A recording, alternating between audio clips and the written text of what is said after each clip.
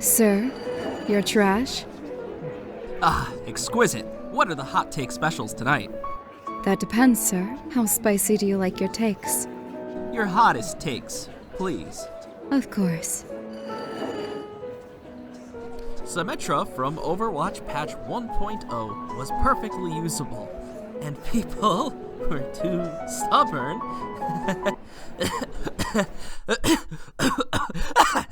Oh, that's the stuff. Overwatch 2 is a bizarre creation. It is a mutation of a beloved game that a lot of people really care about. Not in the way that the Final Fantasy VII remake is a mutation. I mean a growth that literally subsumes its host, and changes the original skin slightly, then uses this power to sit on the corner and beg for spare change. Let's give the most basic description of the game. Overwatch 2 is the waiting room for the player versus AI story mode. Overwatch 1 was the bastard child of Team Fortress 2 and League of Legends. You choose between 3 roles: tank, damage, or support. They even have a personality test for you. Do not worry, fill your role. The state will not harm those who comply. Your hero comes with a simple but highly distinctive kit. Then you battle with your team of 5 players against another team of 5. Unless you have a wrecking ball, then it's 4 versus 5.5. The match is not measured in eliminations, but over a certain type of objective. The main objective depends on the map you load in on. Sometimes it's a point to capture, others it's a cart to push. The maps are set up in a way where you respawn a hair away from the objective, making things kind of a push and pull where both teams are trying to overwhelm the other to secure the point. It is the best multiplayer shooter of all time. It is the worst multiplayer shooter of all time. I have no idea how this game exists, other than the fact that Bobby Kotick mixes his cocktails with spite. It is a game fractured into 1,000 places, one whose true identity is now formless, subjected to the pulling hands of a million different people, and the biggest one is towards the tiny little tin cup. I'm here to mostly talk about Overwatch 2. I made an Overwatch 1 video the day the beta came out, and it's mostly my memories of that game, what it's like to be a part of your first gaming community. I'm kind of glad I ended it the same way I did, because it means Overwatch 1 can be this pristine holy land where people had fun, and Overwatch 2 is basically Halo Infinite. A fun, competently made game by some of the people who made the original, and the women and children that got off first can watch the remnants sink into being slightly less popular on Twitch. Overwatch 2 is perfectly fun. Most of the footage I recorded here was done with a smile, yet I know that I am on shakier ground, that I am not under the care of Papa Jeff. Overwatch 2 is buggier, its balance more volatile, and its priorities fucked up. However, the biggest difference I can tell you is that Overwatch 2 is a competitively minded game. That's the main mutation, but a lot of little things stem from that. It's 5v5 instead of 6v6, every tank has been reworked, each character got a new passive in accordance with their class. They also redesigned all of the characters' outfits in a way that was sort of parallel. Didn't go up or down, just in the same direction, but a bit to the left. That said, I wouldn't blame you if you didn't notice at all, because they kept all of the original skins in the game, and people are more interested in them. It turns out people dislike violent cancers pretending to be their friends, especially when they paid for them. I have thought long and hard about Overwatch 2, so I have decided it would be fun to include a section later in this video where we talk about Overwatch 2, specifically how we can fix it. Let's go into the game and how you stick your fork into what's in front of you. And to do that, we're going to talk about the 3 classes of heroes. Damage heroes are the largest category of heroes and take up 2 slots on your team. Everyone comes up with their own subcategories to place them in. I go with frontline heroes that deal damage from the center of the team, flanking heroes that sneak up on the supports and miss with their pulse bomb, flying heroes that weren't given enough attention as a kid, and sniping heroes that ruin the game for one of the teams. Frontline heroes like Soldier 76 or the Washington Cassidy stick near the center of the team for a steady stream of damage. This is the pen that most of the heroes feed and socialize in. You can do tons of tiny things from this framework: shoot at the enemy, peel for supports, or pile on with the tank. Flanking heroes are the ones I prefer. They excel at getting behind the team or taking 1v1s where possible. A 5 versus 5 game is a lot more explosive than a 6 versus 6. If you're able to get a pick from behind, especially a support pick, this will Jenga tower the fight that comes after. If you remember episode 1, you'll know that I was a big fan of playing Sombra, the quirky hacker that casted silence on people. That doesn't work in Overwatch 2, so now she's got the boring replacement where she just deals extra damage to hacked targets. because having a niche hero whose whole skill set was leaning towards anti-meta was just too cool. Or, more realistically, with 5 heroes, you can't risk one of those picks being an off-brand hero in hopes that the rest of the team picks up the slack. She was reworked to cut down on the large amount of crowd control abilities. No more stuns and no more hacks. She is instead now just a high mobility damage hero, which means we're swapping out our favorite sassy hacker with a colorful undercut. We are a peppermint house now. Blizzard, you don't have to listen to me, I'm not that bright. If you don't want Sombra's hack to have the same crowd control as before, make it so that her hack pauses or slows existing skill cooldowns. It would remove the instant effect, you would still get the interesting utility that she always represented, without enforcing your precious stuns. Now I don't really main anybody. I want to get good with Tracer, and the respawn screen is a great place to take note. She is the squishiest character in the game with her 150 health pool, but she has 3 teleports that she can chain together to make herself harder to hit. Tracer has always been my favorite character. Okay, yeah, she's on the box, and yes, I did choose the NCR. I will have plenty of time to be contrarian later. One of the things Overwatch is really good at is making you feel like the character you're playing. Tracer is described as an irrepressible force for good, and every second you spend with her, the more true that becomes. When Tracer is in a match, she exuberates this awesome energy. Like the writer said, she's nice and she's hyper and she's gay, and everything else cannot go against those 3 things.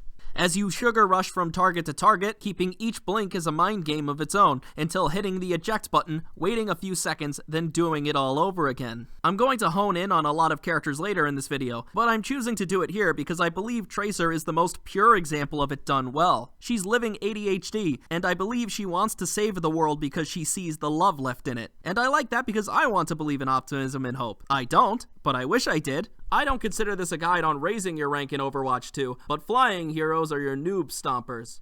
They operate as this gatekeeper for higher ranks. Pharah and Echo will carry you to Diamond, then you hit something of a glass ceiling where Soldier 76 finds out that shooting the Mercy first is how they actually kill you. Finally, there are the sniper heroes. I can't speak to them very much because I don't play them often. I am very amenable when I am on your team, provided that you also play like me. This is the smallest group of heroes, as you've got only Widow and Hanzo. Ashe is a hybrid capable of long-range damage, but her kit also fits well into those frontline heroes. The main thing is, she can't kill with one-shot headshots, which Hand Soap and Widowmaker certainly can. Then their passive kicks in, which causes "I thought this was quick play" to spam in the chat. Next on the line are the supports, for people who like the arrogance of being important, but not the responsibility. Supports heal each other and apply special effects. They exist on a spectrum. Some have the power to out-heal damage you're taking, and the further you go down the line, the less healing you get in exchange for utility. The strongest doctor at the moment is Mercy, who infuses you with healing quickly. Then you have Zenyatta that doesn't heal by a spectacular amount, yet he makes up for it by cursing people with his Discord orb. The key to a good team comp is to have at least one hero on this side of the line, even 2 and no one will complain. This side of the line, no good. Do not double down on this. It's like driving a car with only donuts on it. Someone has to be the lifesaver, which these 3 cannot do. Most supports lack in combat as a trade-off.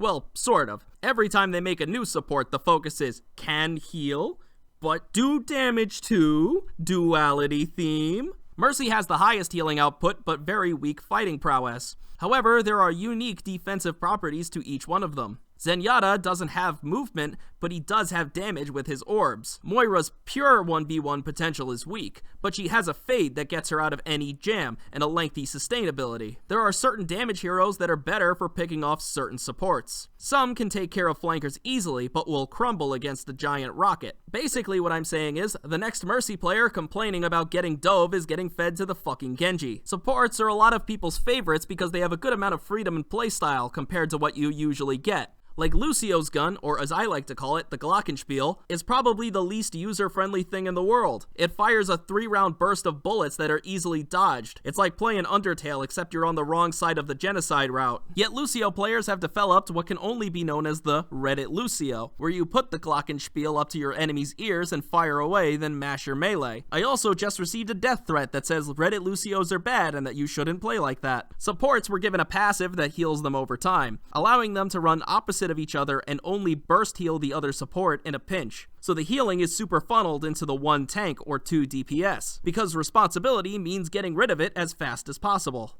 Back in my day, supports were designed in an interesting way that would allow them to heal themselves. Lucio could change his song, Ana could toss her nade at her feet, Zenyatta was all regenerating shields, and Moira would regain her health as she dealt damage. Kiriko is neat, but she's only designed the way she is because her kit couldn't take a self-heal without making her confusing to play. Tanks take up a singular slot in your team, but debatably act as a pillar for the whole match. The tank makes space, garners attention, and provides a steady stream of damage, though they efficiently perform the same role as a raid boss. Killing a tank is something the team does, not an individual player. This means you become the primary sink for high damage and healing at the same time. They even made a manga about what that probably feels like. Shield tanks can form a giant wall in front of everyone. Reinhardt carries a force field, Winston can dive in with a halo bubble to make space, and there are Sigma players for people who enjoy playing Reinhardt but also really love missing. By removing one tank, the remaining cast has been retooled a large amount. It's not just about the tank themselves though. Overwatch 1 tanks were mainly focused on taking space, swallowing the insane amount of free damage being cooked up by the chefs. Without another beefy health sink lying around, the two supports can channel all of their power into the single unit. Turning the supports into pylons, you need to kill the Mercy healing them or the Moira or the Baptiste or the Kiriko. If they are on the burst healing side of the picket fence, the tank will not fall. There are exceptions to the clause, a good anti-healing ability or a well-executed ultimate, but in most situations, Orisa will stand there as a golden monument to wasted time. There are also damage tanks like Roadhog and Junker Queen. These tanks hammer in on the raid boss part, as their shtick is fucking killing you and also having more numbers on their health bar. Roadhog's hook is infamous for turning many a casual Genji player into a spite-filled Reaper one. You'll try your hardest to bait out said hook, then throw every tool you have at him until he takes one inhale of whatever PNG I'm gonna put on the screen. Now he's healed half his health and took almost no damage while doing so. It's fine though, you just need to get a teammate to help you. Then that teammate and you need to break the pylon's legs, but the little rat keeps going way too high into the sky, and by the time you killed her, guess what's off cooldown? But that's not the strongest thing in Overwatch. It's time we talk about ultimates. Ultimates are unique abilities tied to each hero that are extremely powerful. These aren't 1v1 abilities, these are 1v5 abilities, dealing insane amounts of damage, healing, or utility. A lot of people just use them for earning play of the game, and yes, that is a fair highlight intro you're watching. Your ultimate is the one thing that will overpower any situation. It doesn't matter if the enemy team is countering you or if someone is throwing, your ultimate ability has the chance to sway the fight if used properly. The when and where depends on each ability. If you hear teammates using their ultimates, take note. If it's just one, maybe yours combos in. If there's two, you can be the final nail in the coffin. If you get to 4 and the situation isn't desperate, you are wasting your ability. This is referred to as the ult economy, and that's fair considering the amount of sanctions it's gotten. This ability charges as you heal or do damage. You can also conserve up to 25% of your ultimate charge when swapping heroes. The idea here is to prevent brainlets from conserving their ultimate in a losing fight because it might equal one whole kill later on. Also, take it from me, if you swap to the right hero, your ultimate will charge up quickly. By combining and coordinating your ultimates with your team, you can get the most out of them, which means getting up and pressing P so that you can join the team chat. And just like watching a Disco Elysium video essay, it's time to get weirdly personable with someone you've never met. Some ultimates outright require a team play. You're looking at this Kiriko ultimate right here. That speed boosts every teammate, reduces their cooldowns, and buffs their firing rate. So Kiriko has to use it in combination with them, otherwise she's throwing her rinky-dink kunais into Reinhardt's shield. I bring Kiriko up for 2 reasons. 1, it requires the most amount of teamwork to be effective. 2nd, she is the first of Overwatch 2's cast to be held to its new monetization model. This is the part of the video where we mostly start comparing Overwatch 2 to Overwatch 1. I am sorry, this was unavoidable. You will only get to use Kiriko if you buy the Battle Pass, grind for 30 days, or complete some bizarre series of challenges. This isn't super strange for today, but Overwatch 1 was a $60 game, and every hero was considered paid for in that $60. So Activision Blizzard did 2 things. They deleted Overwatch 1 from the planet, then they made us buy every hero going past that. Forget the old system where a straightforward, easy-to-understand business model was the key, where the quality of the game speaks for itself, so you earn that money off of goodwill. It's like busking versus mugging. And now we have a new monetization system that leaves a bunch of Sojourn players with nothing to say, but it's about to get real. I know there are people out there who have done this bit better. They also use the C word a lot more than I I care to. There is a new currency system they just added that should be less annoying to earn, which does hint that they're scaling back the greed, but this is usually done when the game's head is already rolling down the stairs. They already showed us what was inside the hand of corporate love.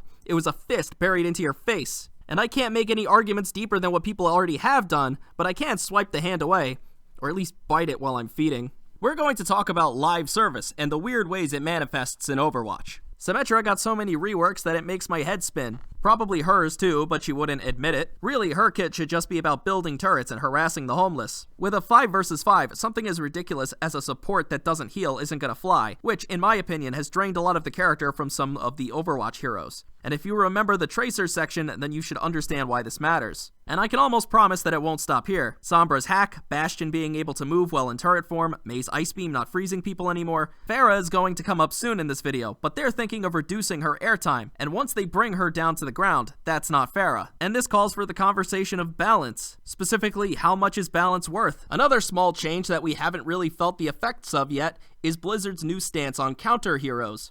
Countering is very simple. Whenever you're dead or in the spawn room, you can be a different hero within the role you selected. This means you can adapt to any situation. If you're stuck in the Genji's mouth, a quick change to Brigitte will give you a fighting chance. And you do need counterplay because some heroes have obnoxious potential, like Pharah, the giant thumb, which comes from above and squishes you and doesn't even really care that she's doing it, so she has to get a counter on your team, though people have conflicting ideas on who to use. Soldier 76 was never the ideal Pharah counter. Her rockets force him out of his field, his rockets can't hit her back, and the sprint doesn't get him away from her damage. The only reason people want him as the Pharah counter is because asking for a Widowmaker is giving a mouse a cookie. One of the trappings of online games is that you can end up in a hopeless match, like a really good sniper player or an unkillable tank. And avoiding those situations is what countering gives you.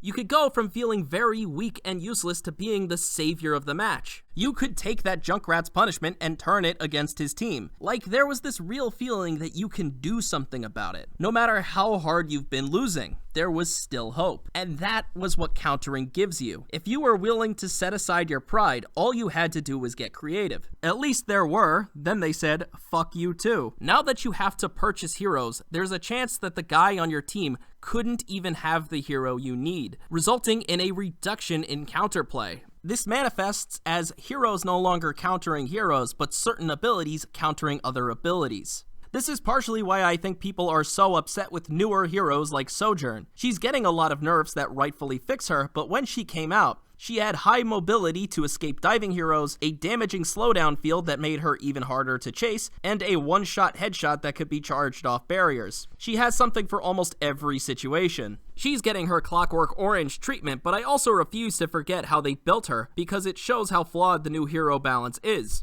Even at the height of the Brig Terror, you could play Pharah to squish her. Now there's this, and what it results in are matches where you just feel hopeless. That Sojourn is unstoppable. There are still some hard counters in the game because Blizzard can't erase everything in the time they have. Ana still hard counters Roadhog, Zarya stops Junkrat, and Wrecking Ball counters himself. Except you have to remember that Overwatch doesn't make a bourguignon, it makes a stir-fry. It changes ingredients fast so that they get as much color as possible, then tosses in more.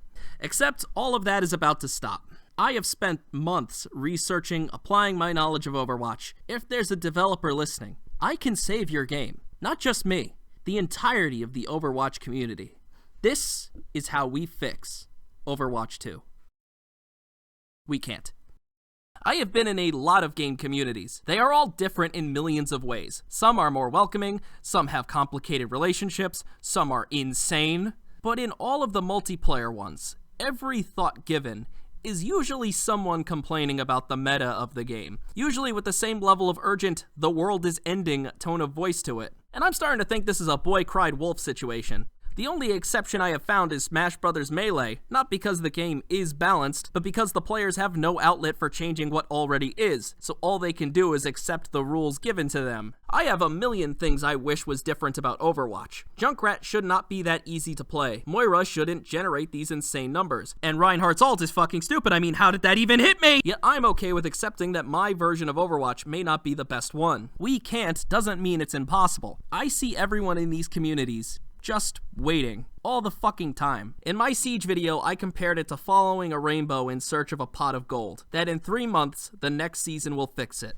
And with the new problems added by the next season, the next one will fix it. And I think you will find that it never fixes itself. That maybe, instead of wishing for a pot of gold at the end, you should have just appreciated looking at the fucking rainbow. So I'm gonna do something different, I guess. I'm gonna take a minute and try to find what's worth appreciating in Overwatch 2 from Overwatch 1. And to do that, we're going to look at each new hero they've added since launch. My only requirement is that you let me skip Sojourn. Junker Queen is a tank hero that excels in melee combat. She carries a shotgun and all of her melee attacks inflict a small bleeding effect, making her this adrenaline-fueled rush where you dip in and out, trying to put this bleeding effect on as many enemies as possible, especially when you heal for every point of bleeding damage that you do. The more enemies you are able to slash, the more you can stay in the fight. Can't say much for the people behind you, but that's what the shift key is for. Out of the newer cast, she has my favorite personality, because she kind of reminds me of the Disco Elysium cop, and did I tell you I can't discern real joy anymore? She's a lunatic nutcase, but there's a sense of competency to her, that she's not just the leader of Junkertown, as that's what happens when you kill the last guy with that title. She has the makings of a real leader that can inspire people, especially through her commanding shout that buffs the health of all nearby teammates. Kiriko is a sick blend of a high-skill combat hero and a mobility support. Her kunai deal very pathetic damage until they hit a headshot, which has a triple multiplier on it. We're talking 120 damage, which will kill most heroes in 2 shots, creating scenarios where you have to decide if you're going to focus on healing or try to make the headshot that finishes the fight. Her teleport, relying specifically on her teammates, adds a lot of dimensions to the playstyle. You can use it for your own escape, but it can also be used to save a critical teammate by combining it with her Suzu. The downside being that now she's used all her kit and will be much weaker after that play.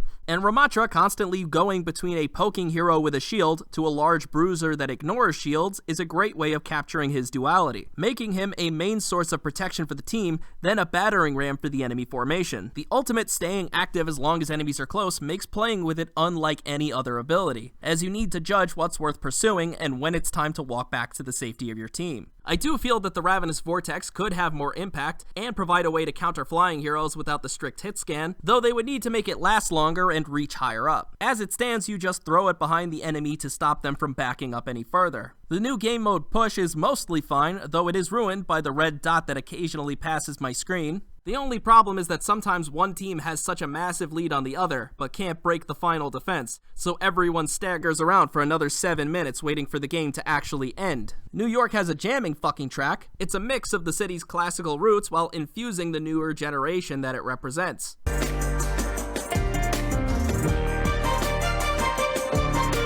And finally, I think it's really cool that they change the time of the map every now and then. It's a cheap but effective way to give these maps new attention to detail and keep them alive. Overwatch 2 still has good in it, in spite of all the crap that made it worse. If you look for it, there is quality. It's a different time for sure. The game is greedier today, less mechanically sound. This lady suddenly owns my Twitter feed. It's worse, shakier ground, but flowers can still grow in it. That isn't to say that you aren't valid for not liking aspects of Overwatch's design. It's fun to imagine what if, though I also think that it's sometimes okay for a team not to listen to its audience. That sometimes it's on the player to look more deeply at their tools than insist that they get new ones. It's a victim of its own success. Overwatch has washed a lot of itself out to bend to the whims of, well, everyone. Activision wants it to make more money, the players want it to be more fun, and neither knows particularly how to achieve that goal. Players want it to be more fun by breaking its spine for nonsensical, pure balance, while its overlords twist and turn its guts to figure out where a coin slot can be added.